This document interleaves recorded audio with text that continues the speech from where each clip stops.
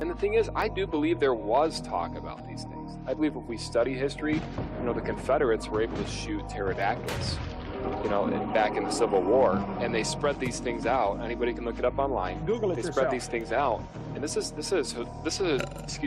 a historical fact. So, they spread this thing out, and it's got a huge winglet. It was a pterodactyl they shot. So, of course, these things have been around.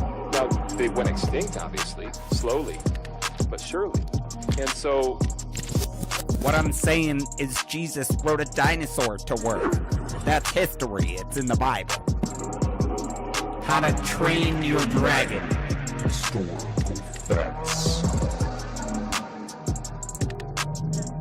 And if you don't believe it, do your own research.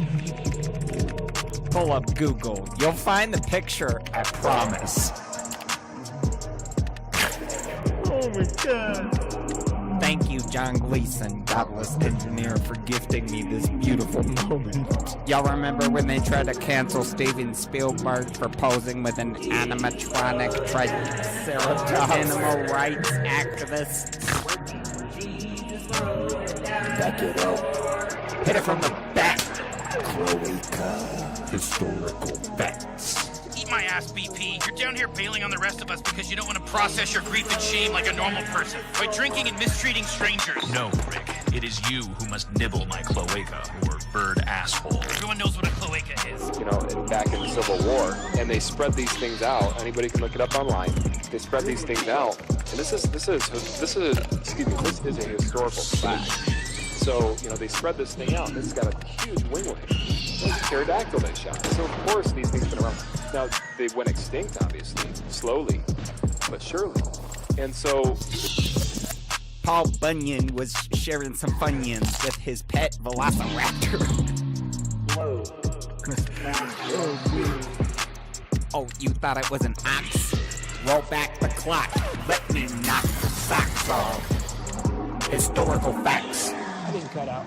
You heard me. Are you a pervert or something? Okay.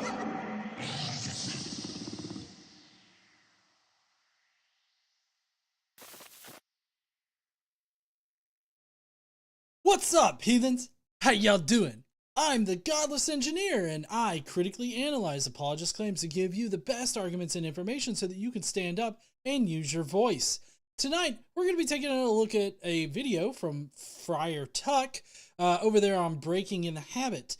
He has 5 reasons as to why people leave religion and become atheist. Trust me, they're not good reasons necessarily.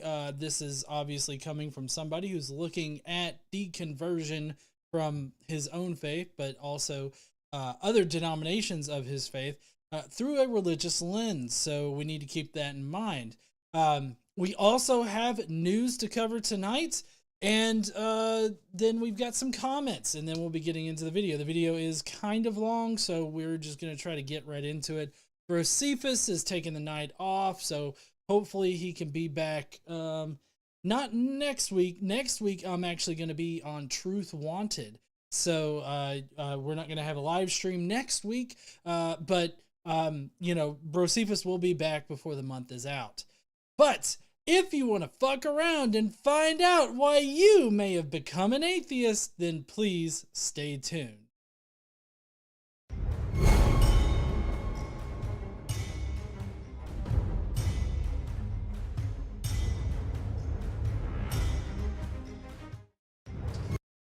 All right, heathens. Well, tonight we don't have exactly a full slate, but we do have some news to get to.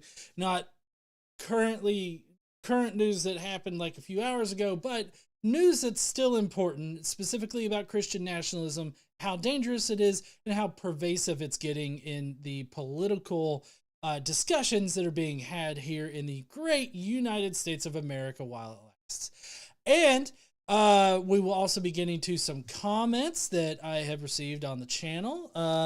And then we've got the 5 reasons. If you would like to support us here at Godless Engineer, then you can hit the links down below. There should be a join link for the Skeptic Mafia. That's one of the best ways that you can support us here on the channel. You typically will get to pick the video for on the Friday or Saturday night, as it is tonight, stream. You also get to leave comments on the video. We do have, I think, 6 comments was the last count that I saw to cover tonight. You also get podcasts. Last month we were only able to put out 1 podcast, but hopefully we can get out another one for this month, if not 2, just kind of depending on the time that we have in order to get those ready. But those are perks that you get for being part of the Skeptic Mafia, as well as the emojis that appear in the chat. Another way to help us out is we've got a Patreon. If you don't want to give money through YouTube, there's a Patreon. I'm not sure if it's linked down there, but just patreon.com/Godless Engineer if you want to go and give over there. But you can also do super chats. If you would like to support us through Super Chats, I will directly interact with any Super Chats that are sent during tonight's video, during any particular section of tonight's live stream. We will be covering any Super Chats that are sent in. So if you would like to add your voice to the conversation, if you feel like maybe I didn't make a point that you think needs to be made, consider sending in a Super Chat, and I will be sure to include it on the stream tonight. Now, with all that shilling and self-stroking out of the way, y'all ready to get to the news? I know I'm not.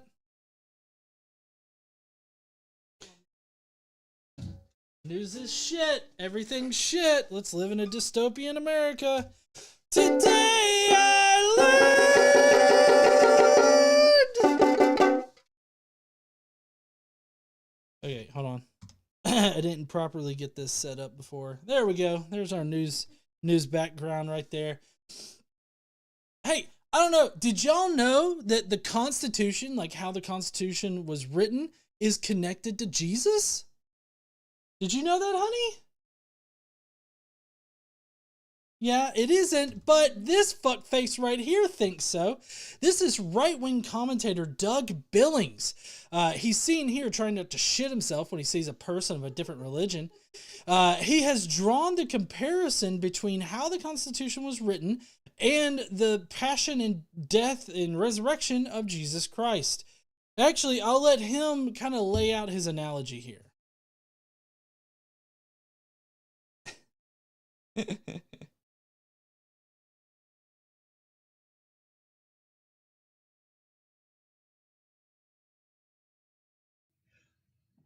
We got a new member. Thank you, Jonathan Hanachek, who sent in his member chat saying, I would really love if we could get the rest of the Bible podcast done so I can know how I'm going to burn in hell. And Casey is almost always right. Almost always. Thank you so much. Yes, so the Bible podcast is something that we have kind of on our list of things to sort of get to. It's just... it's been a little difficult the past few months, so we're going to try to get back into the swing of things. And so after...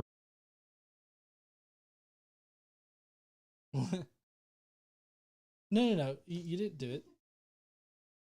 Let's see.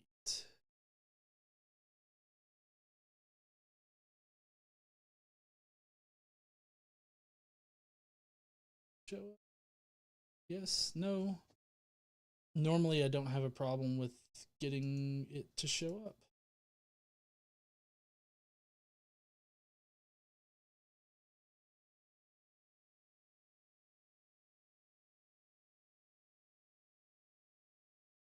And so...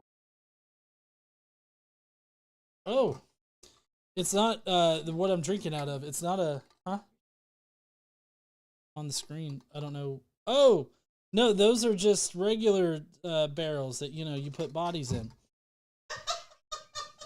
Oh, there it goes. It came through. Let's see, did I get that? It's a little off. There we go. All right, so yes, this is Doug Billings. He is going to be telling us exactly how fucking fucked we are. So sorry, 1 second. I gotta get the video display.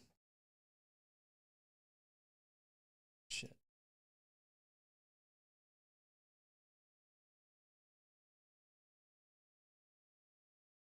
Yeah. Okay, I'll just have to fix this in post or something like that. Sorry for the vertical that I have recorded for all the shorts and stuff that I cut up.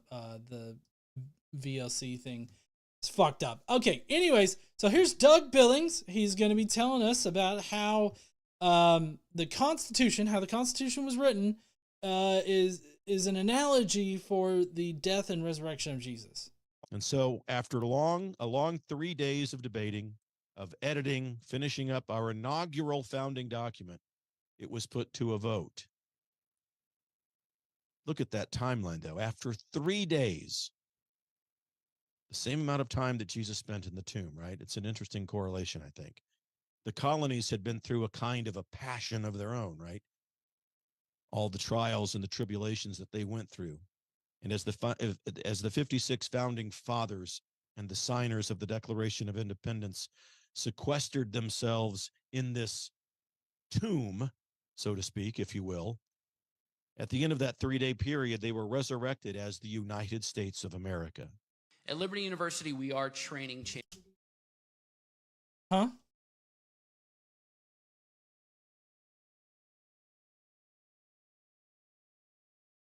And so after a long 3 days of debating, of editing, finishing up our inaugural founding document. See, it was that's peaking in there. Mine's maybe a little low. I wonder.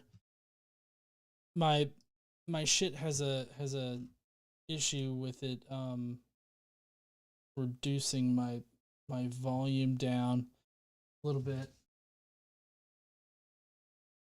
All right, maybe that'll. How's that? Okay, I'm in the yellow on everything. I think maybe that got it.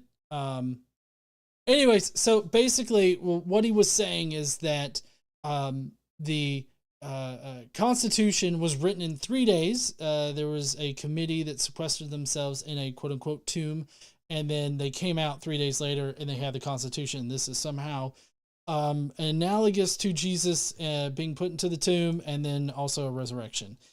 But this is all fairly ridiculous, especially if you consider the actual historical context of writing the Constitution.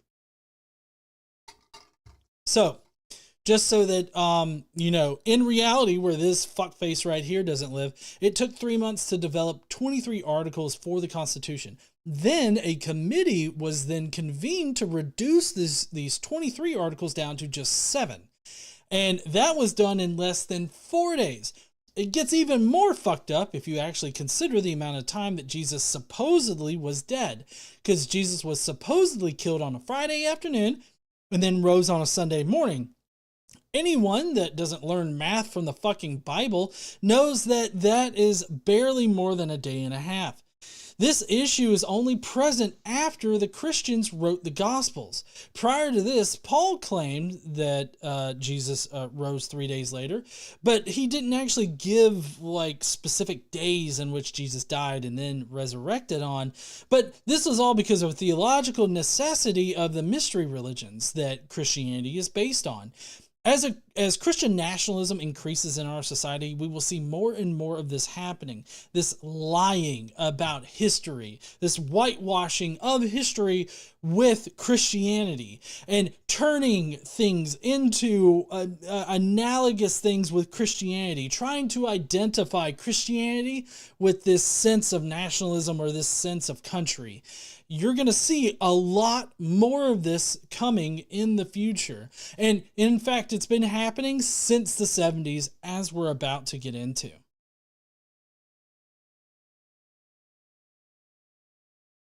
see. Hold on. Sorry.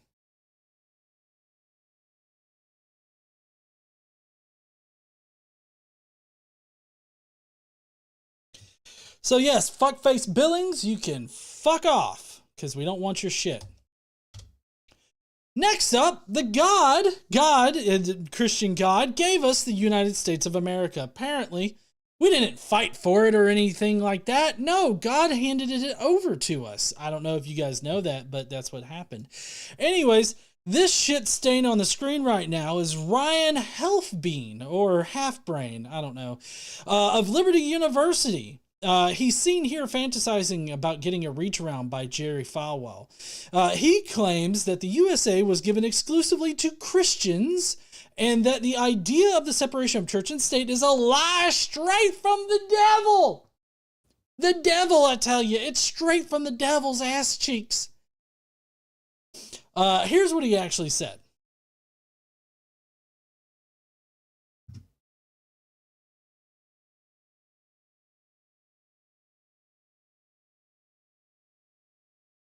At Liberty University, we are training champions for Christ. We are trying to tap into the vision of our founder, Dr. Jerry Falwell, who his quote, there are many quotes for Doc Falwell, who doesn't remember some many one-liners that he has said through the years. But the idea that religion and politics do not mix is a lie the devil came up with to keep Christians from running their own country.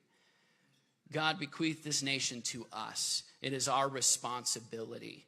The nation was forged in the pulpit. I don't have to tell you all that. You know that. The nation was, in fact, not forged in the pulpit. Let's see.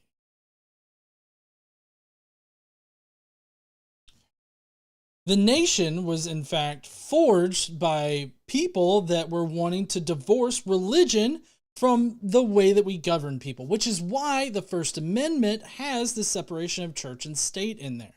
You shouldn't mix religion with politics because that's how you get fascism. And that's exactly what it seems like we're careening towards.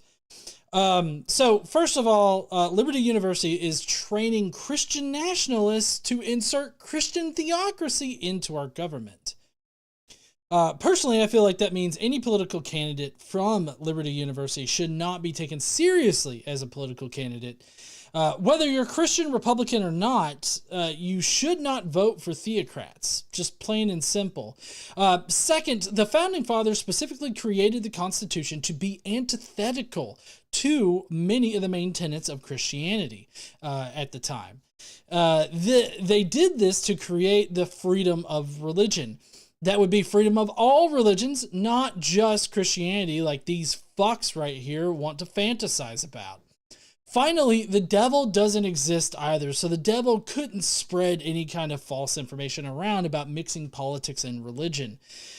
He's fear-mongering his base to treat the separation of church and state as evil, or rather, treat this idea that you should keep your religion out of politics as being evil and preventing Christians from participating in politics, which is rather hilarious considering that Christians have been the primary participants in politics since this country was founded. It's not preventing anybody from getting into politics. It's just preventing Christian assholes like McBeaver McGee over here from actually imposing their religious ideas on people that don't hold those ideas. Considering all of this, that's why the First Amendment was made to the Constitution. And it seems like it was pretty fucking important to the founders, so maybe you should take a cue from the people that you regularly use as a fucking shield, you shitbag. And that's how I really feel about that asshole. Next up is this fuckface. I think I've said that before. Let's see. Let's come up with a new... This ass bag.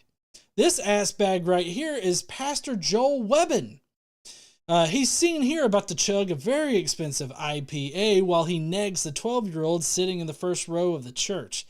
And he is the face of theonomy. And I don't know, I first encountered this entire concept today, but it definitely characterizes a lot of the rhetoric that we're hearing from the Republican side or the conservative side of the political spectrum here in the United States. Theonomy is a specific type of government where the society is ruled by divine law. Now, this differs from a theocracy in its implementation. In a theocracy, and when I say theocracy, think the Republic of Gilead from Handmaid's Tale. In a theocracy, religious leaders interprets God's law and makes the laws based on their interpretation. They are also the political leaders. So the religious leaders and political leaders are the same entities. The leaders are not necessarily the religious leaders in theonomic thought.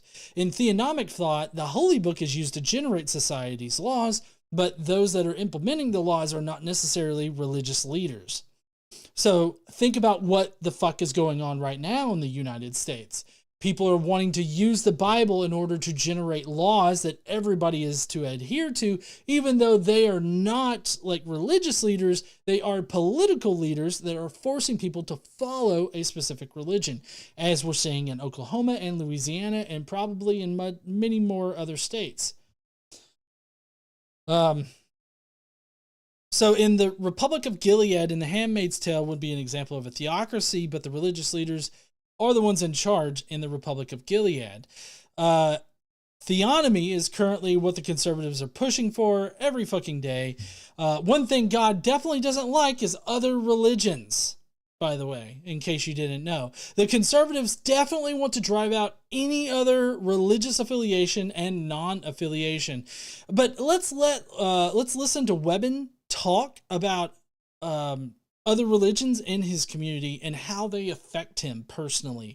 You know, people just being good, doing their own thing in their own house with their own freedom, not affecting other people. Let's see how Joel Webben actually views these people in his own neighborhood.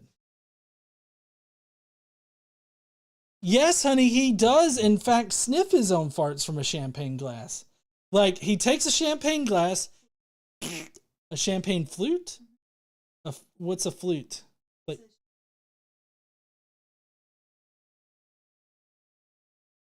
oh, its actual name is a flute. So basically what Joel Webben does is he takes a champagne flute, puts it in his ass, farts in it, and then, oh yes, Burger King, 12:30 today. That's what Joel Webben does as he's about to neg the 12-year-old in the church. That's, I mean, honestly, I would not be surprised. Anyways, all right. Let's get back to the video screen here.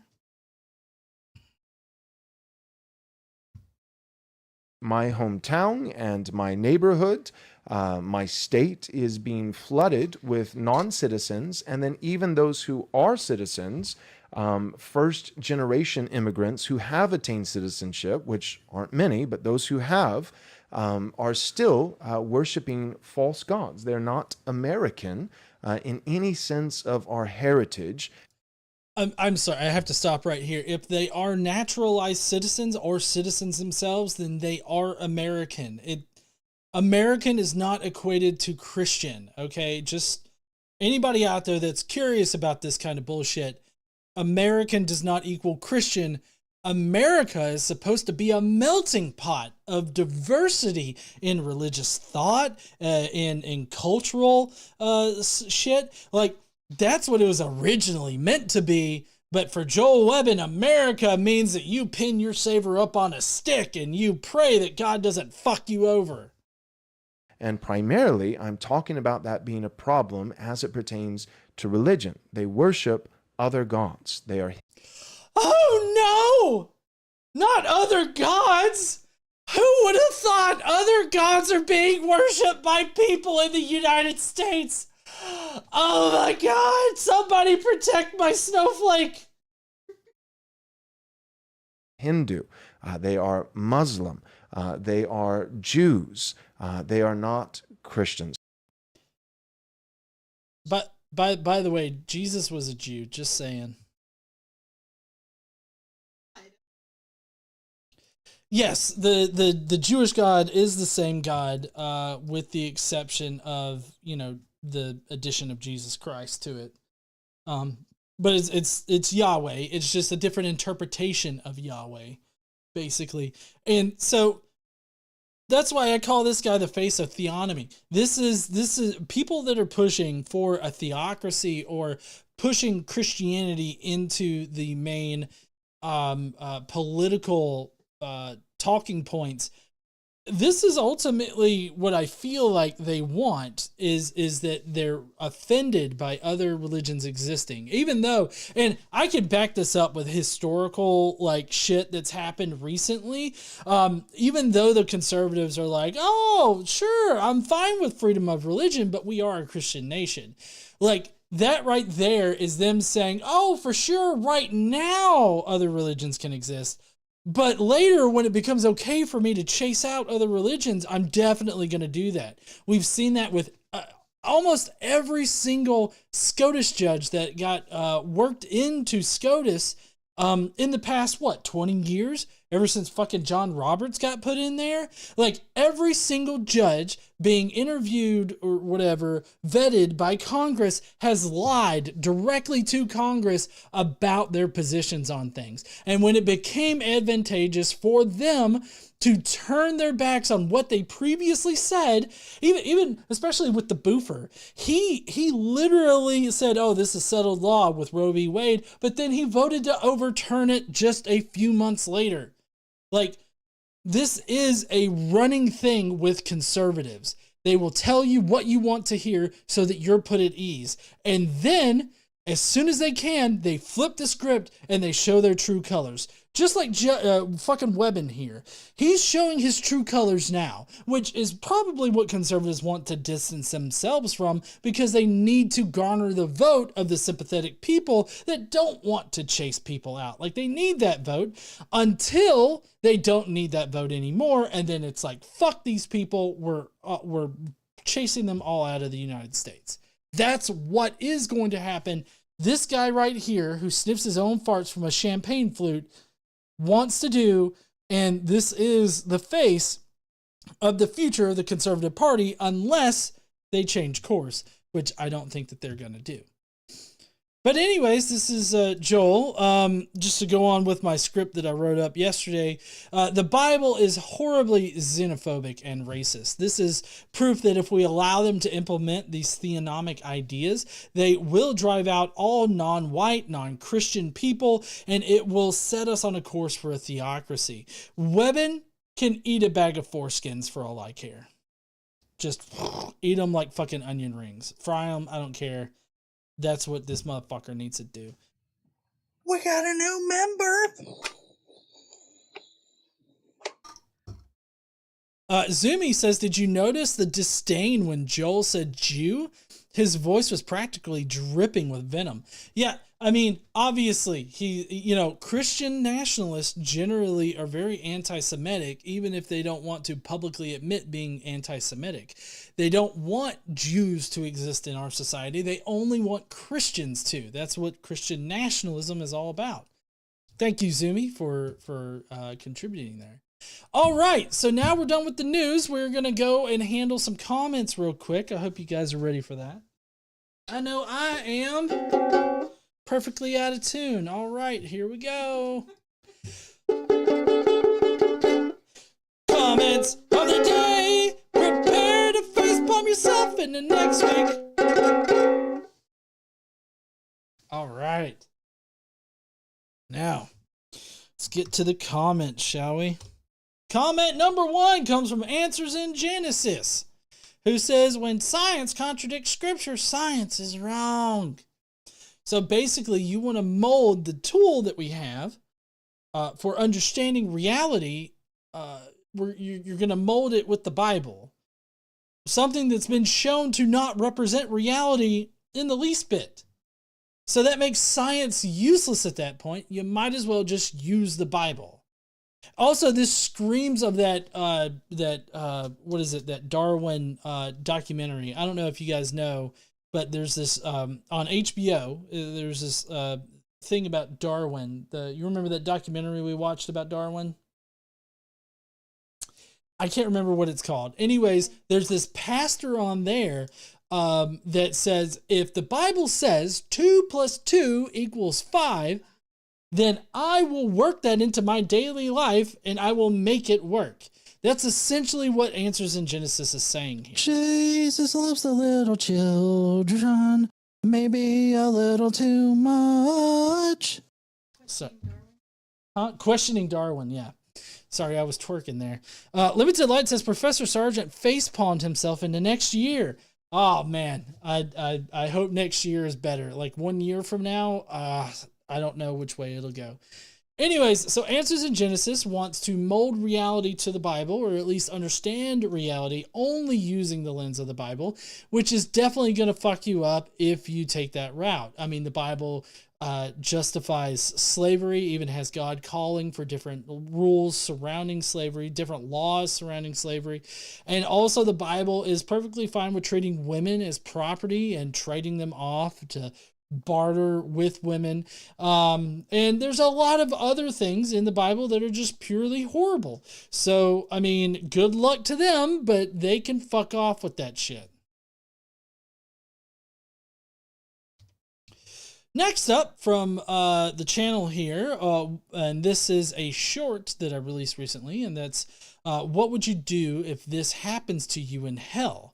And what the short was describing was a caller that was like, hey, if you were burning in hell, Jesus came to you, offered a hand, but only if you worshiped him would you take it. And I said, well, this seems like a nonsensical thing to even ask. Is that kind of person even worthy of worship?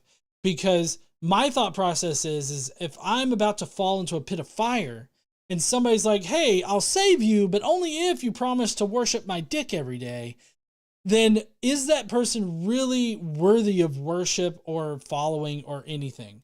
Like, would you consider that person to be a good person that deserves worship and following them and everything? And my answer was, fuck no, I wouldn't. I'd rather burn in hell than take Jesus's hand if that's the criteria he's going to put on it. So this person said he gave a completely different analogy than what the caller was saying. I don't think so if I'm burning in hell. And in fact, the caller's question was actually worse than what I was putting out there, because what I was putting out there was I'm about to fall into this pit of fire. What he was putting out there was you're already in the pit of fire and you're being offered a hand, but only if you suck Jesus' dick. And I was saying, fuck no, I wouldn't suck his dick if he's going to put that kind of stipulation on it or whatever. But anyways, falling in a fire and burning to death is completely different than choosing to walking into the fire and die. That's how a lot of religious people see not believing in Jesus, is you making the choice to walk into fire and die. But I really don't see it that way, because the caller proposed it as if I'm already burning in hell and then Jesus appears. That's how the caller put it. So he's actually radically changing what the question even is and trying to blame me, the victim here, as being in the wrong, or at least choosing to burn in the fire before being given the choice. I guess. I mean, I'm not sure how they see these things, but what I do know is that if you put a gun to my head and be like, you could suck my dick or I could pull the trigger and kill you, I mean, is that really a choice? Are you really giving me a choice in that I die or I suck dick? Is that a choice? I don't think that it's much of a choice. Anyways, he goes on to say, God already saved us from falling into the fire. Now you just have a choice not to walk into the fire. The price you have to pay is not slavery. Except it is. The Bible directly says that you are a slave to Christ. Like you are beholden to Christ in the same way that a slave is beholden to a master. So you're just, I don't know if he's blatantly lying about what Scripture says or if he's just misunderstanding what Scripture says. But either way, he's wrong about it. Next up is this fuckface right here who says, Bart destroyed this guy and I like him. I don't know if the I like him is about me or about Bart, but Bart did not destroy me in that conversation, because you know what? It was a conversation. I was having a conversation with a scholar. I was asking the scholar, hey, what evidence do we have that Jesus was actually crucified? I feel like that's a reasonable question to ask. He comes back with, oh, it was really embarrassing for a Messiah to get crucified. And I came back with, well, that's not actually true. And then, you know, he comes up with many other different things. One of the things is, oh, well, all of the sources behind the Gospels say that he was crucified by Pontius Pilate. And I'm like, how do you know that? We don't have those things. So I feel like all of my objections to Bart were rather reasonable and are things that need to be asked of people when they say, oh, Jesus was definitely crucified by Pontius Pilate. Ask them how they know this and what evidence they have to actually suggest it. Because Paul doesn't say anything about that shit. And the Gospels are definitely fictional accounts, and we don't know where they got their information from. So there's no way to know where it actually came from.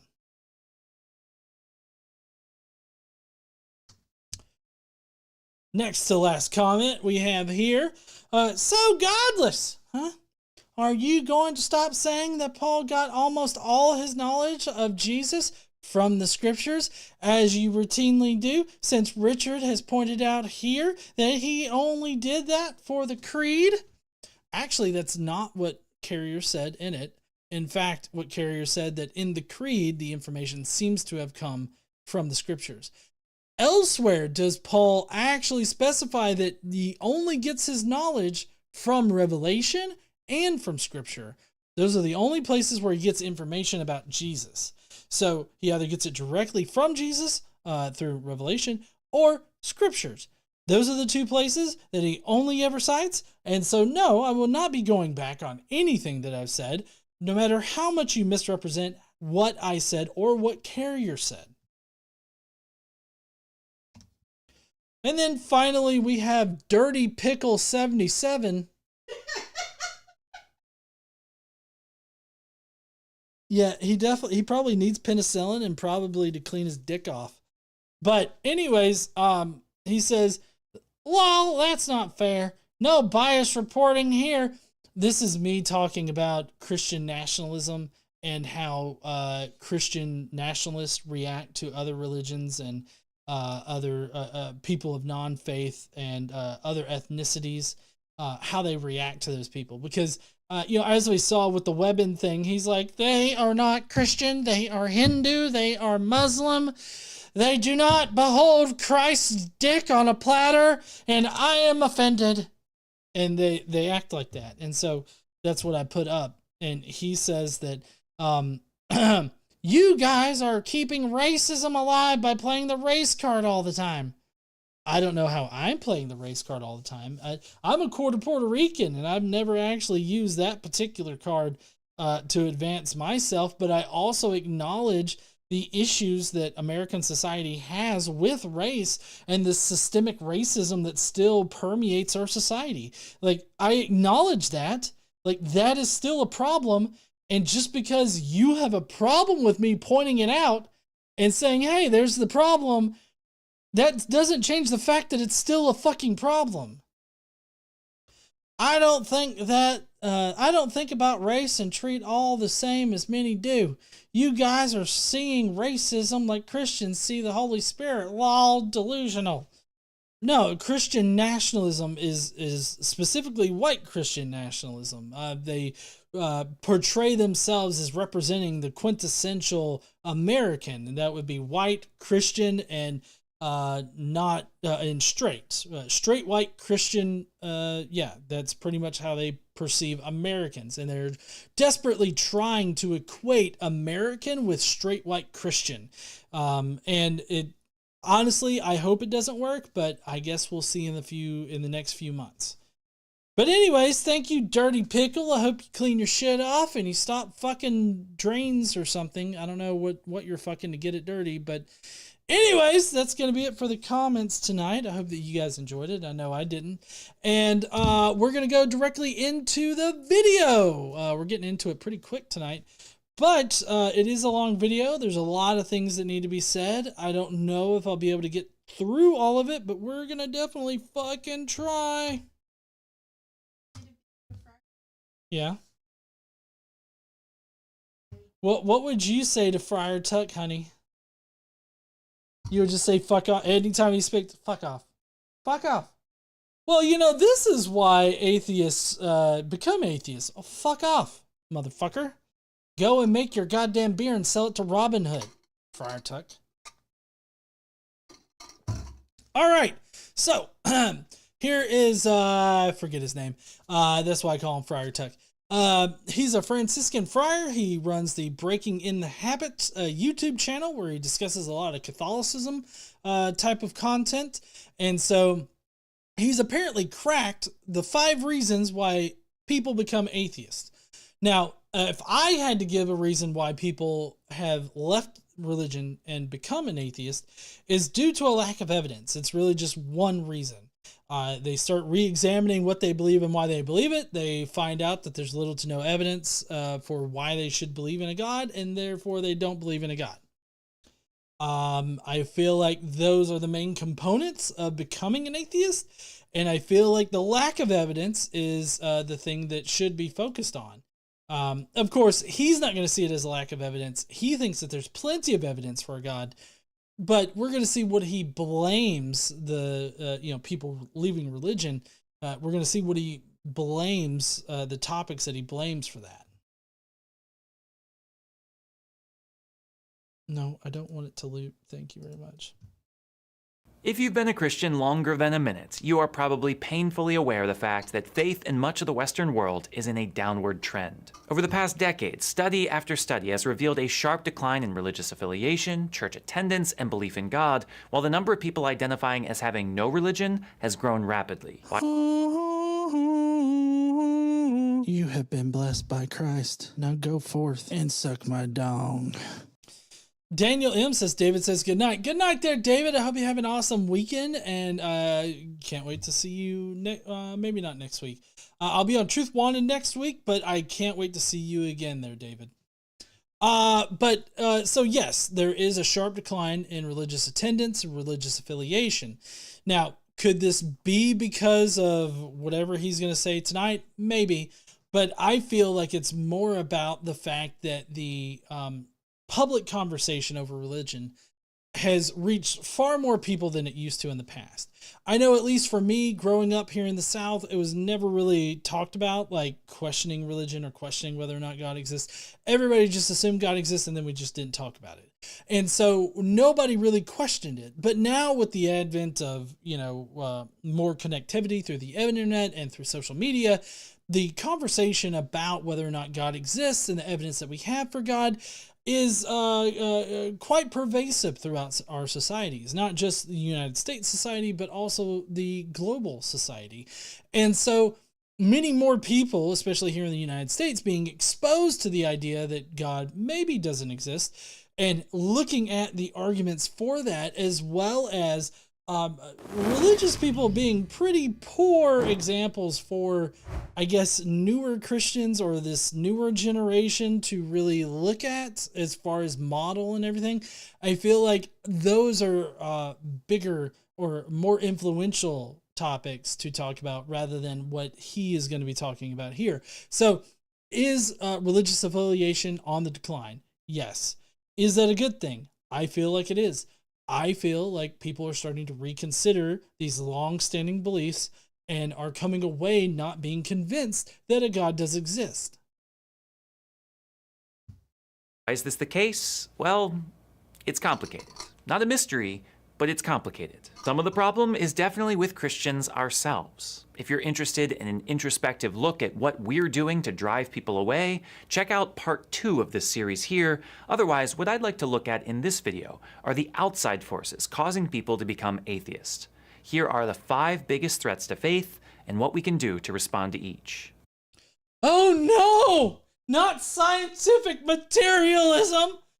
Like, thinking that this real shit that exists in reality is the only things that we can know exist, that's a bad thing. Also, fuck science. All that trying to comport with reality and stuff, trying to describe reality as it exists. Fuck that shit, right? Number 1, scientific materialism. Have you ever seen God? felt a soul, discovered any evidence for spiritual beings or forces? No, there's not been any kind of evidence that actually says that this is real. Like souls, we haven't been able to find any kind of empirical evidence that souls actually exist. In fact, there's a whole topic area called the mind-body problem that is being debated in like religious communities and communities that are arguing against the religious communities about the mind-body problem. From all that we can tell, our bodies flow with energy and our brains are wired in a particular way. And if you change that wiring, then our personalities change. Our soul changes. And when we die, there's nothing to indicate that our soul continues on. Our energy, is released out into the I was going to say ether, but I was using that very, maybe hyperbolically, but it's released out into the universe, and it is just part of the universe. Does that mean that energy is very specific to us and it contains our essence? I don't see that there's any indication that the energy that's flowing through us right now has any bit of our personality in it. Our personality is contained in our brains. And as soon as the energy stops flowing through our brains, then there goes our personality, there goes our consciousness, that goes everything. And so there's no empirical evidence for any of the topics that he listed. So therefore, there's no reason for us to believe that they exist. Chances are the answer is no, which has led many in the modern world to conclude that there is nothing to life but the physical world. For materialists, as they're called, we are nothing more than a collection of cells, a series of firing neurons giving the illusion of consciousness, but ultimately just bags of flesh. I mean, that's a really reductionist kind of way of viewing it. Like, yeah, in the grand scheme of things, like objectively, outside of human emotion and human worldviews, are we bags of flesh with energy running through them that operate in the ways that we do? Sure. You can look at it from a very naturalistic kind of way. I prefer to look at human society and humanity in general from a very human perspective, in that I place value on other people in our society. I place value on other people in my life in general. Like, it's all about a matter of perspective. And him reducing it to that and proclaiming that atheists view it this way is just a bit ridiculous, because he's not an atheist himself and he can't tell us how we view ourselves or humanity in general. He's just making shit up to make us look bad in this situation. That doesn't mean that I'm denying that we're quote unquote bags of flesh that are just operating or whatever. From an outside perspective, sure, you could view it that way, but that's not how we view ourselves as human beings. And so this is kind of a fallacy of an equivocation almost, because he's trying to equivocate some objective outside perspective to our perspective, like a human perspective. And so he's mixing up those different viewpoints as if they are the same thing, but they're not. The material world is all there is. As science has progressed over the years, this has become more and more popular. Emotions can be reduced to chemical imbalances, miracles to natural phenomena. Well, yes, all of those things are like emotions are chemicals, not imbalances necessarily. Like, I suffer from clinical depression. That's a chemical imbalance. I also suffer from diabetes. That's also a chemical imbalance. But to suggest that our emotions are viewed by us as being reduced to just chemical reactions, I feel like is totally not taking our own perspectives into account here. Because while yes, emotions are caused by chemical reactions, and how our brains are configured factor deeply into the emotional reactions that we have, our emotional reactions are very personal to us, and we honestly recognize how those things make us feel. So it's a bit more than a chemical reaction, but at the core of it, they are chemical reactions, and there's nothing wrong with admitting that. While there are still some things that science can't explain, proponents of this idea say that it's just a matter of time. Since all there is matter, we'll eventually be able to figure it all out. But what about one's conscience? What about a sense of right and wrong? Right. Consciousness is an emergent property of complex central nervous systems. We see this in other animals that exist out there. We see rudimentary versions of consciousness, and we see full-blown examples of consciousness. So, I mean, it's not specific to us. It's not unique to human beings, and it can happen in other organisms.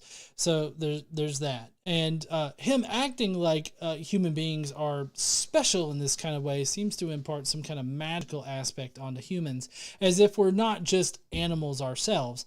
We are animals ourselves.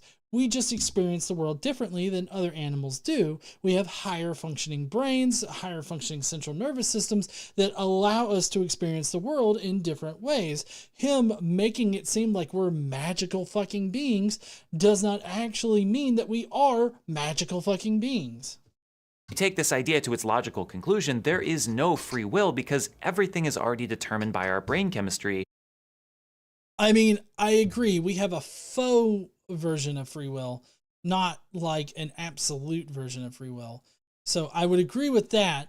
We have freedom of choice would be a more accurate description of what I would consider what we have.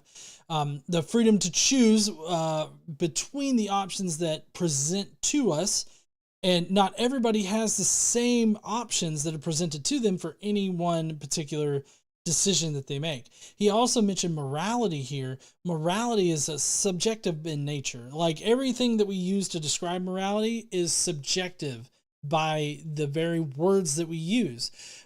So, I mean, it's all very subjective, all very personal to a person. Now, that doesn't mean that we can't share moral values in a society. I think that that is one of the key components to a society is a shared moral foundation. We all share a moral foundation. That's why in a society we can agree that, like, taking pop shots at a political candidate is horrible and wrong, and you shouldn't fucking do it no matter what. No matter how much you hate the person, don't fucking do it. Like, we can all agree about that because we all exist within the same society, and we all think that that's wrong, right? Which means that no choice is any better than any other because choice itself is an illusion. Hitler wasn't bad, it was just his brain chemistry. You're not responsible for anything you do, you're just a collection of complex cells. You notice how he's added on to his whole argument here in this idea that, you know, because we're not, because free will doesn't exist, therefore we're not responsible for our actions. We are still responsible for our actions. We still have the freedom to choose whether or not to do whatever action we want to do. It doesn't absolve us from responsibility for our actions. It just means that we don't have total and absolute control over our actions like he wants us to believe. And so he's adding a lot of ad hoc assumptions onto not only the atheist position, but just the position that free will doesn't exist as far as his understanding of free will. This is absurd. For people of faith, we must stress the individuality of the human person, our thoughts, hopes, dreams, attractions, choices, everything that points to our uniqueness and our freedom to make decisions. When we do this, we show that we are more than just material, that there is something about us that can't be measured or predicted. I don't see how any of this makes us magical, which is what he's arguing for. He's like, oh, all of this means that we're more than the material. Well, it's more than the material. That would be the supernatural. By definition, it's more than the material world, which is defined by Christians or by anybody as being supernatural or beyond nature. And so saying that means that you're introducing magic into your hypothesis here, and we just simply don't have any evidence of magic. Saying that people are unique and they have their own decision-making skills is not a magical concept. It's just that's how complex central nervous systems work. Like, that's an emergent property of central nervous system. So this doesn't actually work the way that he wants it to. We have a conscience. We have a soul. We have something that animates us beyond the physical world, drawing our attention to a reality beyond the physical world. Even though we can't prove it, we know that there is something spiritual about our existence. Let's see. What is it that Aaron says? Which I'm actually going to be on Skep Talk with Aaron this coming Monday, just so that you guys know. But Aaron says, if you can't show it, then you don't know it. So if you can't show that these things exist, like magic exists or anything else like that. We got a new member. If you can't show that those things exist or that you know those things, then you can't say that you do know those things. So the very fact that you just have a feeling means that you have a chemical reaction that is telling you that these things are true. That doesn't actually make things true. Like, being able to objectively show that these things are true in reality, regardless of your personal experience, is the thing that should convince people. And if you can't show that, then you don't know that. Mark Fernkoff says, I'm glad to see the Friar here is making good use of his stock footage website subscription, which honestly, I need to cancel mine. Like, I got my, like, for a while there, I was putting in a bunch of B-roll kind of stuff, and I really think that I just need to cancel it, because I don't fucking care. Oh, okay, so dad jokes are how I roll. And I can tell you, I get eye rolls every time I tell a dad joke to my son. Xander rolls his eyes so hard, and he hates it every time.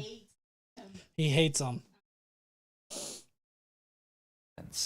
Number 2, rationalism. Oh no! Not rationalism! Being rational as fuck is bad! Obviously, for Christians, being rational is bad. Rationalism can fuck off when we're talking about magic. The magical Jew that got put on a stick, and then that's how God absolved us of sin. Obviously, nobody wants rationalism to be factored into this particular equation. If materialism is a world defined by science alone, rationalism is a world defined by math and logic alone. Because the senses, emotions, and conventions can all be flawed, they cannot be trusted. I don't think that's the definition of rationalism. Let's define rational.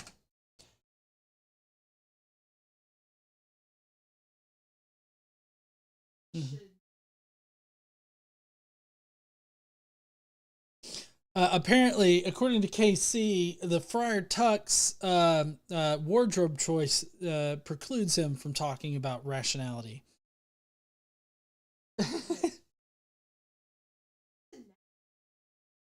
What's the neck flap? I mean, it's a traditional like friar garb. No, but it's fucking stupid. I agree. Do you want on the mic? Okay. Rational is based on or in accordance with reason or logic. So being rational just simply means that whatever arguments or the reasons why you believe certain things is in accordance with reason. And is logically sound, I would guess is the thing. Let's see. Let's define reason. The power of the mind to think, understand, and form judgments by process of logic. To think, understand, and form judgments by process of logic. A cause, explanation, of justification for an action or event. Trying to look for the philosophy. Normally they categorize them like logic, a premise of an argument in support of a belief, especially a minor premise when given after the conclusion. Okay. Yeah, so I mean basically reason or being reasonable or being in accordance with hold on, let me get back to the definition here. Being in accordance with reason seems to be like you have a justified reason for believing in something. And I'm not saying that religious people don't have reasons for believing in something, but if you're going to have a justified reason for believing in something, I would hope that that reason is based in evidence. If you don't have something that's based in evidence, then I feel like you are being unreasonable. So as far as rationality goes, I feel like you're being rational if you have a justified reason to believe in something and you have a logically sound argument for believing in something. And I feel like maybe not on the spot, but if given the opportunity, I could probably provide logically sound arguments for my positions, as well as well-reasoned arguments for my positions.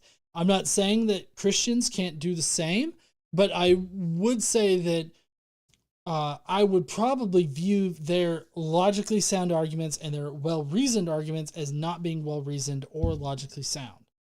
They may believe that they are being logically sound or well-reasoned, but that doesn't mean that they are. I feel like a prime component to all of this is whether or not you have evidence to support your conclusions. There is no truth that can surpass pure human reason. As with materialism, there is some truth to this. Who's going to argue against science? Who's going to argue against rationality? We don't want to be erratic beings guided solely by emotions or intuitions. What do the numbers say? What is logical? These are not bad questions to ask. Well, I mean, I feel like you can be emotional about things and you can have logically sound reasons for being emotional. I don't think that you should deny your emotions or anything, or be this primarily analytical kind of being. I feel like emotions are what contribute to the human experience. I feel like exploring your emotions, really feeling your emotions, contributes to the overall experience of being, a human or having a human perspective. I think that factors in greatly. So it's not just purely about being analytical about things, but I feel like you need to be rational. I feel like it's mentally healthy to be rational. And I mean, KC will tell you that I am regularly irrational about certain things. I feel like I know that I am, but trying to rebase yourself into a more rational position can be difficult on occasion. But I feel like rebasing yourself into a rational position is the better outcome.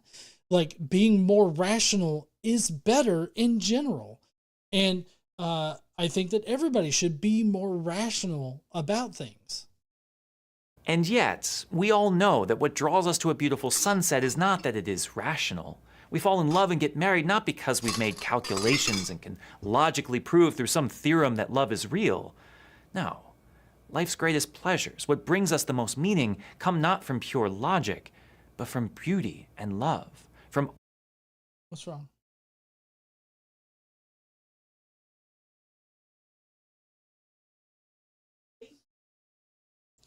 Yeah,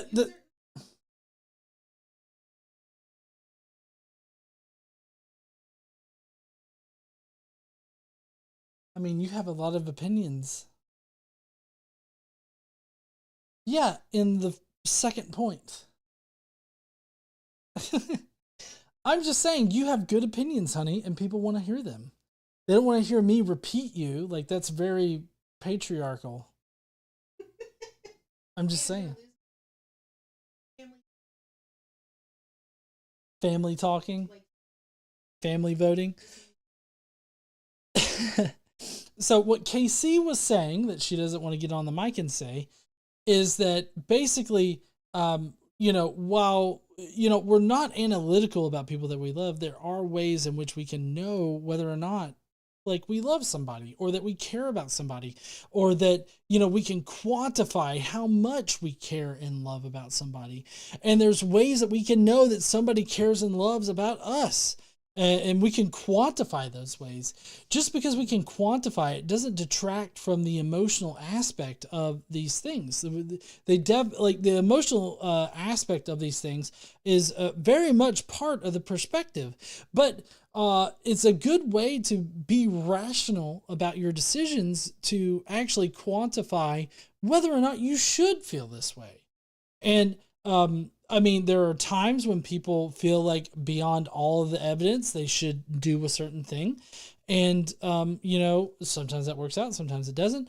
Probably most of the time it doesn't. But what I'm saying is that it's not purely analytical. Atheists don't see it as purely analytical or quantifiable, and that's how they make their decisions in a cold vacuum. That's just not simply how atheists work, and presenting atheists as doing this is just misrepresenting your opposition and creating a straw man. Art, history, music, poetry, literature, and yes, faith. And so the way that we combat the rationalist is not with reasoned argument or debate. It's not to play their game with their rules. We must break them out of their isolated worldview to encounter sacred spaces, places that provoke a sense of awe and wonder, that point to something beyond anything that can be explained. Now, I'm not trying to detract from the awe and wonder, but awe and wonder is just a chemical reaction that's happening in your brain. And I think that those are important things. Those are important experiences to have. Like, I remember experiencing awe and wonder when I was in Rome and I was standing atop this very tall building and looking out across Rome and seeing all of the history that exists between the modern history and the ancient history that's mixed into the culture. Like, that was awe and wonder that I was experiencing in that moment. And that's an important human experience to really feel and I guess just cherish. Right? Like that's a good thing to do. But at the same time, the reason why I was feeling that was very specific to myself. It was very specific to the place that I was in, and it was very specific to my own brain chemistry. And I shouldn't judge other people for not feeling that when standing in that exact spot. Like, that's all that we're saying, that we have personal experiences, and that those experiences don't necessarily relate to the larger or the reality that we exist within. That these experiences that we have are not magical, but chemical. And specifying that these are chemical reactions that are happening, and these are chemical reasons why we're feeling the way that we feel, does not detract from the fact that we feel the way that we feel when we experience awe and wonder. The Victor Emmanuel II monument. And I knew you would know what I was talking about. We did walk about 9,000 stairs. That's right. And rode one clear glass elevator up. After all the stairs. It was a fun day. As Blaise Pascal once said, "The heart has its reasons, which reason knows nothing of."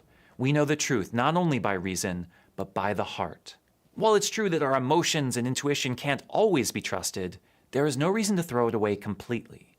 Remember that atheists don't advocate for throwing away your emotions completely or being purely analytical in your analysis, I guess, of situations that you're put in. Like, having your own feelings and feeling what you're feeling and everything like that. That's just about being mentally healthy. Like, this isn't the way that he's presenting atheists as being cold, calculated, and analytical is just simply not how humans work in general. Now, does that mean that people aren't that way? No, there are people that are that way, but that's how they are. They are cold, analytical, and all this other stuff. But that doesn't detract from the human experience of other people that experience it in different ways. We're just honest enough to say people experience things in different ways, and we need to respect that people don't always experience the same things in the same situations. the feeling of seeing your first child. Let yourself be overwhelmed with falling in love. Look at the stars with immense wonder and don't try to analyze why. There's something that speaks to us beyond pure rationality, and it is the truth. Number 3. Number 3, secularism. So, I mean, I agree with what he finished up with there, that, you know, people need to feel their feelings. Like, people, that's part of the human experience. Him presenting it as if atheists don't view the world that way is just simply a straw man. And that's not how we view the world, or at least that's not how I view the world. Could that be how some people view the world? Sure. But that doesn't detract from how I personally experience the world. we heavily emphasize how people experience the world. In fact, we put a paramount importance on how people experience the world, and we try to keep that in mind when we're being, a bit judgmental about other people. We try to realize that my experience doesn't dictate what they experience, and it's all about this social consciousness, like being socially aware that other people experience things in different ways. That's what that's about. I feel like the Christian, argument here, as far as what we just covered, is that everybody should feel the exact same way as every other Christian feels for this particular situation. And that's just simply not how people act. And maybe it's because he's built all this upon a straw man or whatever, but he seems to just not simply understand the atheist position at all. All right, secularism. How is this bad? Secularism. No doubt you've heard the word secular used by religious people a lot, complaining about a secular world, secular music, secular culture. While often used to denote anything hostile towards religion, what we see in this trend, and what is so dangerous, is something that is solely of this world, pointing to this current age alone. An offshoot. I mean, I feel like admitting that, this is our only life and we should focus on our only life and make the most out of our only life. I feel like that's a very positive message. Like, hey, the life that you're living right now is the only life that you're technically afforded. So you should make the most out of your life. Like, I feel like that's a very uplifting and positive message to people. Like, live your life, dude. Like, do what you want to do. Don't wait for some mysterious afterlife that may or may not come after you die. Don't wait for that. Do what you want to do now. Put yourself first before any kind of magical fucking Zeus wielding, lightning wielding motherfucker. Like, I'm not saying that you should put yourself first before other people or anything like that. I'm saying that you should focus on the human experience before you ever think about some magical fuck that may or may not exist in the sky. Of materialism, secularism can see nothing beyond the reality in which we live. This world that we live in, this temporality, is all that exists. There is no heaven or hell, no alternate realms, nothing to hope for beyond this life. So this is a little bit more absolute than most atheists put out there. Like, what we would say is, we don't know that those things exist. So therefore you shouldn't bank your life on those things existing. That's what we actually say. But he's trying to make it out to be like atheists are like, those things definitely don't exist. Therefore you don't need to worry about them. And it's a little bit of a nuanced position, but I feel like saying there's no evidence for these things, so there's no reason that you should be concerned with them, is different than saying these things don't exist, do not do this. Like, it's a slight change in position there, but the way that he's presenting it is effectively a straw man. Is why the secularist is often so invested in politics and is constantly fighting off despair. Well, yeah, we're invested in politics because that's how we're governed. I care about how we're fucking governed. I guess this guy doesn't care about how he's governed because he's governed by the Catholic Church, and that just doesn't change. Like, as far as his perspective goes, it doesn't change.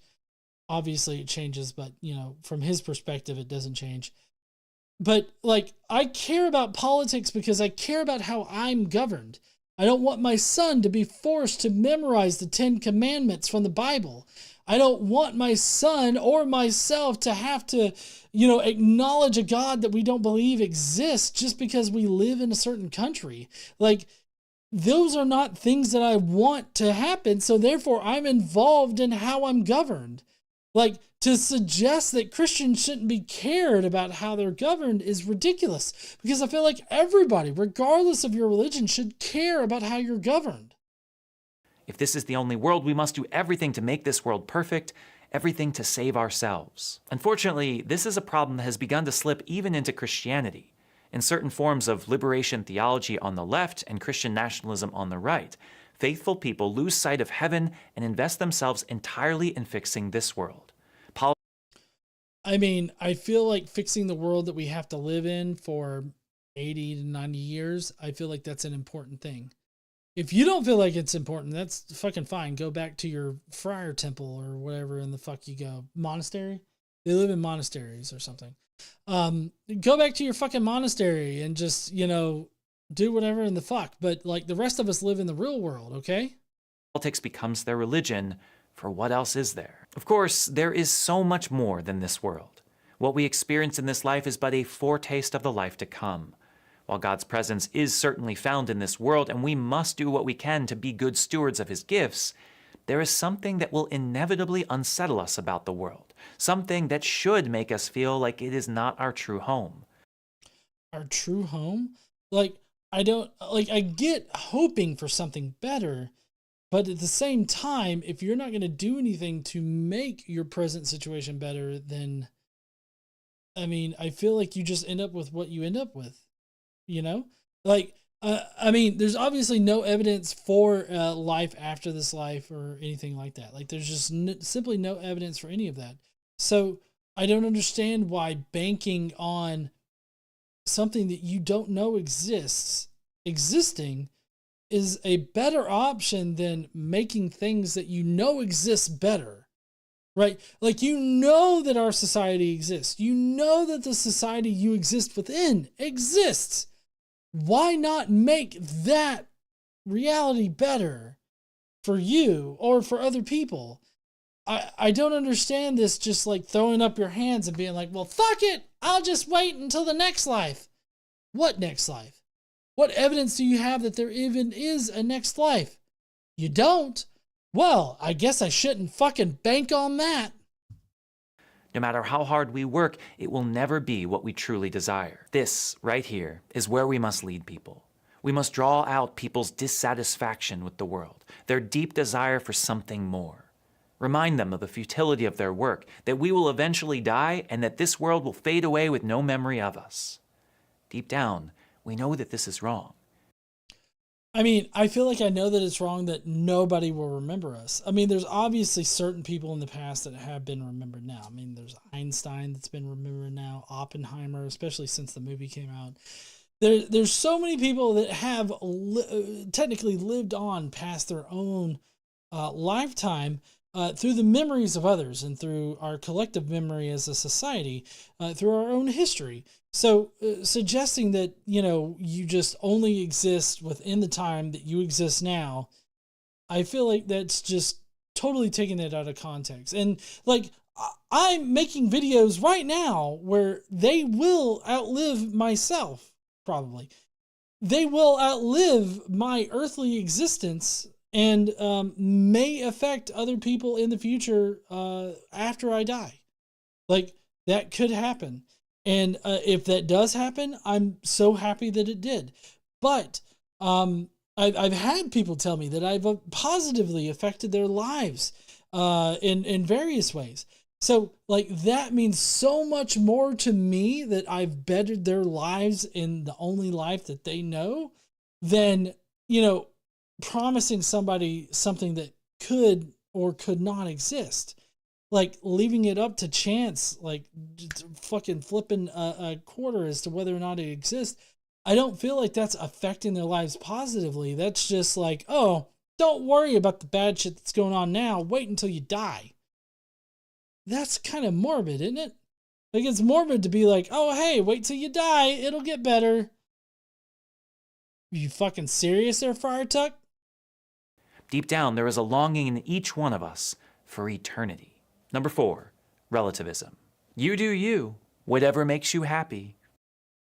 That's not what atheists say. Well, that's just my truth. Mantras of a generation, mantras of a world defined by relativism, truth that is purely subjective. I mean, atheists don't say truth is truly relative or subjective. There are certain things that are subjective, like morality. Morality is subjective. I don't think that, like, how reality exists is subjective. I think that through our human experience, we are only afforded so much understanding about our reality. And that really depends on at what point in time you're really gauging that. Because, like, right now, we definitely know more about reality than we knew 1,000 years ago, right? So it really kind of depends on at what point in time you're gauging this metric that he's talking about here. So relativism is really only relevant when we're talking about certain topics and not about reality itself. Reality itself would be absolute, but can we ever really know that we've obtained this absolute knowledge about reality? I don't think that we can. I don't think that any particular piece of knowledge that we have can be solidly identified as the absolute true fact about reality. But that's because we're limited by our human existence, our human perception of reality. So, I mean, that's just a limitation that we have to work through, and that's what science seeks to overcome, is this human perception of reality. It seeks to remove the relative nature of human perception and put it in more of a perspective of an objective observer, somebody that's outside of humanity. And that's what science seeks to do, is to describe reality as it exists, not reality as we experience it through our own limited human experience. So, I mean, the relativism is just a straw man argument yet again. The opposite of rationalism, relativism posits that all truth is defined not by facts or logic, but by the feelings and experiences of each individual. That's not exactly true. Like I said, it's very specific to the topic you're talking about. Morality, relative. How reality works, that's not relative. Something may be true for one person, but not for another. For years, Pope Benedict XVI warned against the dangers of relativism, but even he could not have predicted how quickly it would pull at the very fabric of our society. Pope Benedict XVI, is that Roethlisberger or whatever, the Sith Lord? Yes, that's the Pope Benedict XVI, is the Sith Lord. Just so that everybody understands what he's talking about here. The Sith Lord is the one that he's saying was right about this, about relativism. Sure, let's listen to the Sith Lord. In so much of our world today, facts have no worth. Logic is irrelevant. There appears to be nothing that we can agree on and no way to come to consensus. So, wait a second. I feel like he's making two different arguments here, because earlier he was like, atheists and non-religious people, they just see the world through analytical, logical lens. If they don't have logic to back up their logic and evidence and all that to back it up, then they don't believe it. But now he's like, they forego logic. They forego all of this shit. And they become unreasonable. They forego rationality. Like, you need to pick a fucking lane there, Friar Tuck. But surely no one can actually believe in relativism. There is a world with definitive forces and laws, with measurable experiences and matter. Things that are one thing and not another. Right. And for the appropriate context, we defer to relativism. And in the appropriate context, we defer to this absolute nature of reality. Like physics, that's our description of reality, so it can change. But physics is hoping to describe reality as it operates, which is objective and outside human experience and therefore not relative. So he's totally ignoring how the context in which we are talking factors into whether or not it's absolute, as in like how reality works, versus our feelings and how we feel about a certain topic. Ignorance may lead us to different conclusions, but there are right and wrong answers, things that are the way they are regardless of perspective. And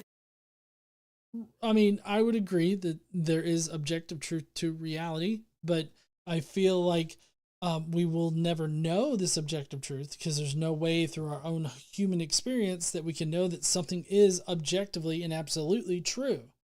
But we could do our best to try to discern what those absolute truths are, and we may change how we understand our reality, but that shouldn't detract from the fact that what we're trying to do is describe reality as it exists. This is true. If there is only one thing that is objective, how did it come to be that way? Why is there something rather than nothing? And why is it intelligible at all? The person Why? So it's intelligible at all because we make it intelligible. Any universe that would come into existence would be like able to be understood. Like it would have geometries and all this other stuff, and we could discern our experience if we're living in it. So I mean, none of this is actually of consequence to the atheist perspective. It's only a problem to religious people who think that magic exists. Person of faith, quite obviously, will point to God, objective being itself. There is something that created all that is and knows all that is. We may have our own individual perspectives and experiences of the created reality, but there is but one objective created reality because there is but one objective creator being. So, I mean, to suggest that atheists deny that there is an absolute reality that exists would be a straw man, because I know, at least for me, I accept that there is an absolute reality that exists. It operates the way that it operates and everything like that. But I at least can admit that my own personal human experience limits my knowledge of reality. And I can only describe reality as I experience it or as I have evidence for it. So would I be able to say, absolutely, this is how reality works in this one particular aspect? I can't know that because I don't know that reality. He inserts this magical being that knows absolute reality and claims that this being exists without any evidence that the being does exist. So is that a reasonable position to hold? I feel like anybody can create some magical being in that way and claim that they know the objective and absolute nature of reality, whether or not that actually comports with how reality operates. And so that's not a good measure for knowing how reality operates. I prefer to go with evidence and what I can show to be true outside of my own experience. We don't have that for God. All right, now something fucking about nihilism. And finally, number 5, nihilism. If there is one thing spreading through Gen Z like wildfire, it's this: hopelessness, apathy, distrust. We're worse off than the generation before us, and it's only going to get worse.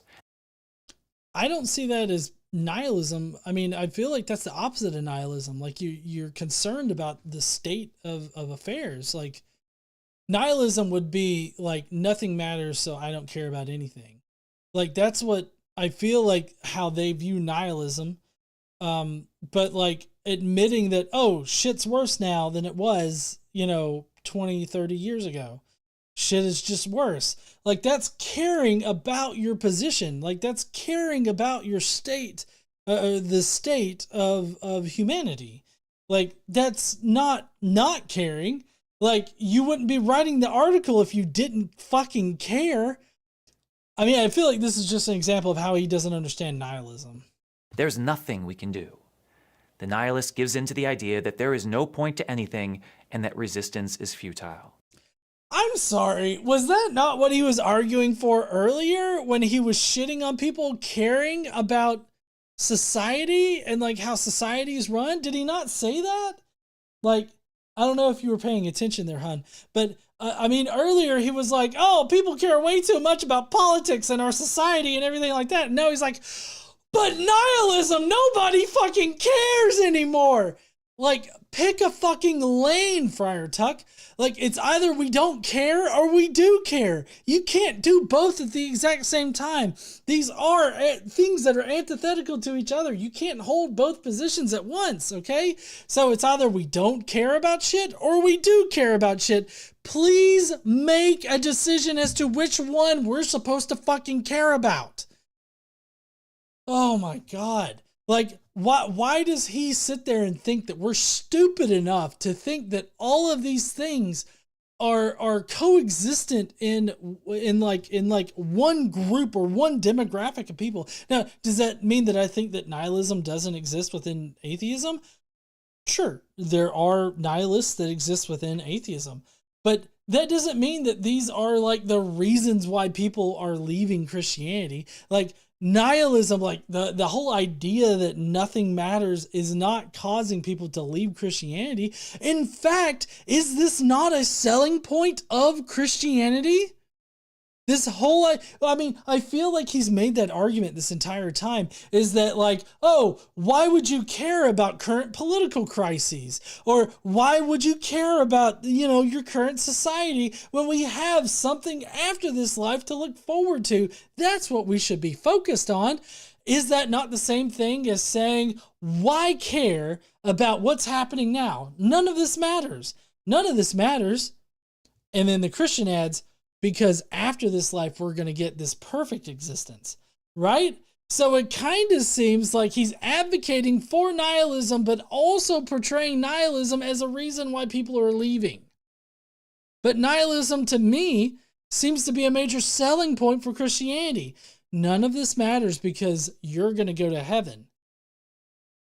Why the fuck is he making this list if he's just going to contradict himself one point after another? Why try? And in one sense, you can probably see why.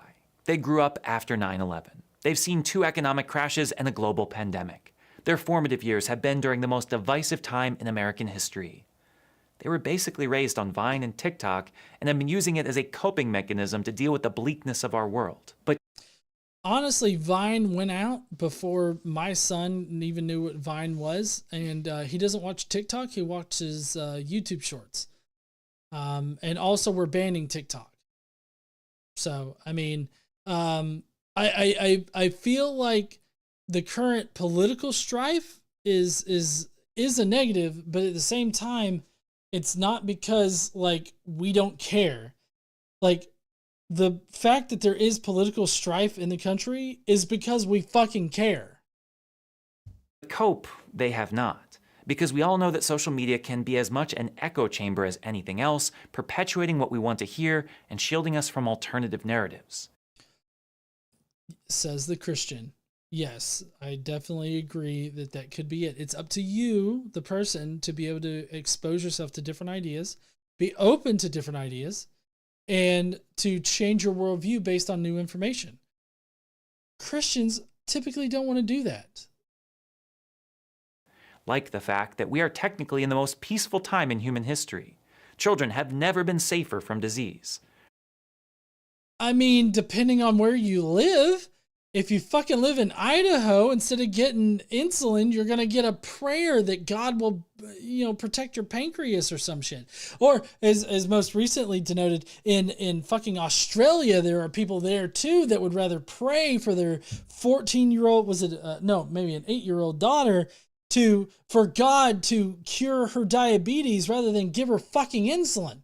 It kind of depends on what community you're in there, Friar Tuck.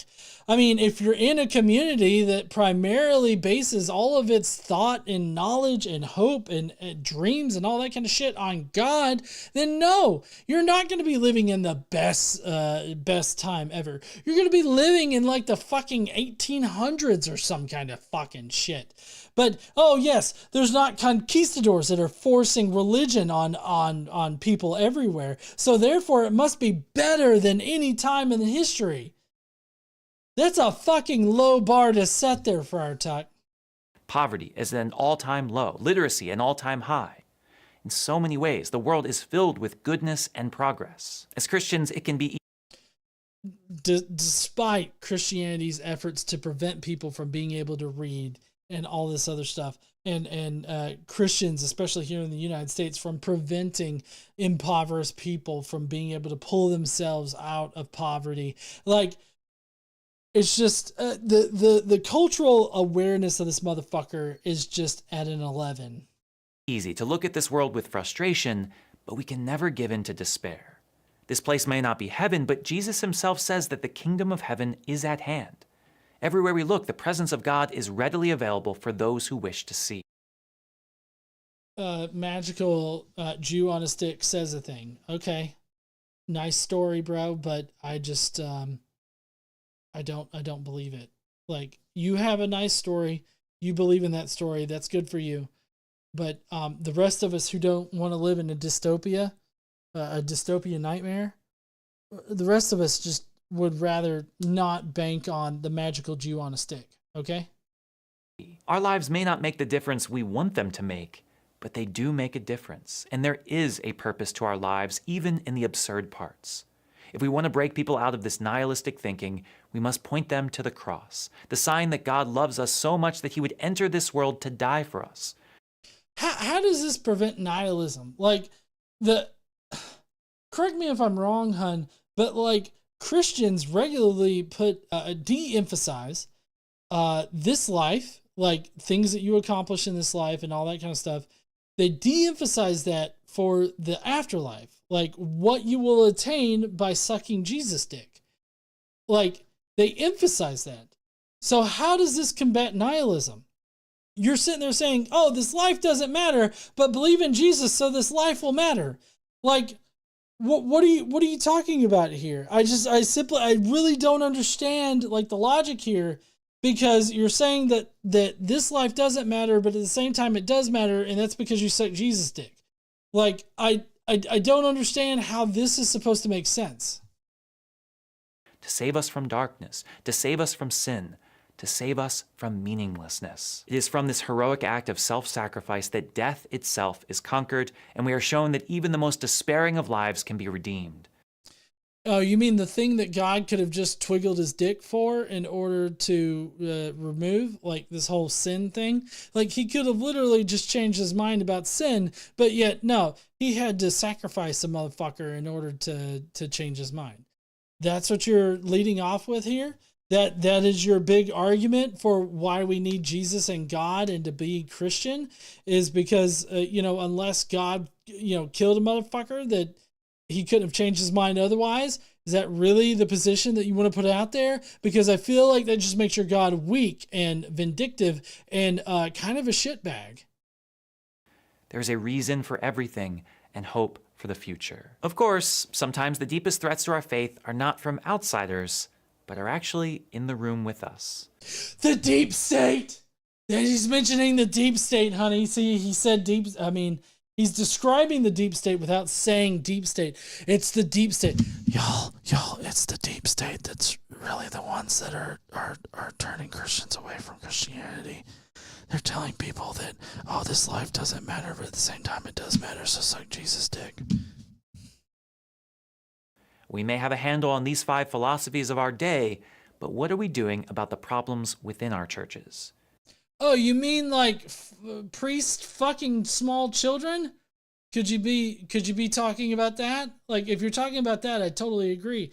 Like, the insider threat from priests fucking small children in the Catholic Church, I feel like is a pretty big thing, and that you should probably focus on the next 50 to 100,000 years of you not fucking children that might bring you out of this whole facade of not fucking children. It will make you actually not fucking children by like not fucking children for the rest of time. Like, I feel like that would very easily help your case here. But at the same time, if you're not talking about the insider threat of priests fucking children in your own organization, then maybe you need to, reconsider what you're considering, the insider threat here. Because I feel like you're just saying, oh, these are Christians that deviate away from the Catholic message or from the Christian message, and they are the ones that are the problems. It's like, no, it's Pastor McFeely trying to stick his wheelie into fucking Tommy in the rectory. Like, that's the problem with your organization. If you're interested in a video that holds up a mirror to Christianity and calls us to conversion, check out this video next.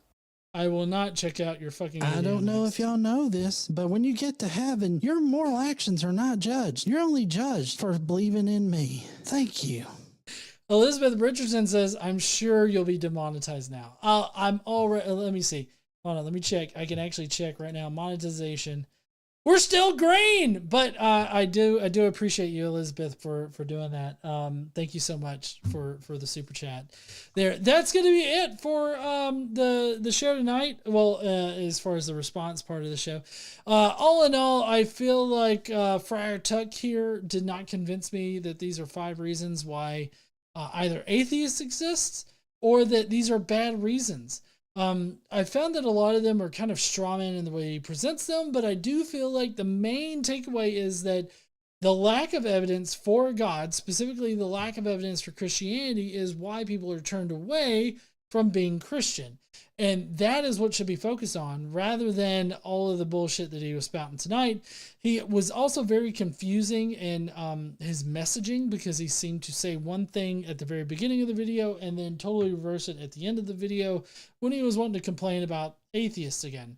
And so I'm just very confused by the video in general. If you will, please go down below. Let me know what you thought about his video. Let me know if you thought that it made sense, or if you thought that he was kind of strawmanning the atheist community, or if you thought that he was kind of talking out of both sides of his mouth at times. Let me know down below in the comments. And while you're down there, why don't you smash that like button and subscribe if you like this kind of content. Don't forget to stand up and use your voice. Bye, heathens.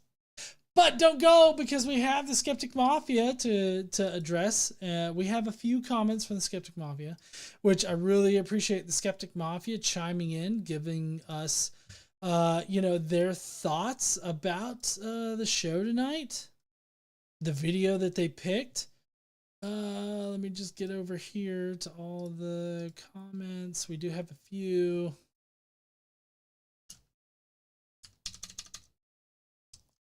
That didn't work. There we go. All right. So first up, we got Trickster says, "Oh my God, it's Friar Schmuck.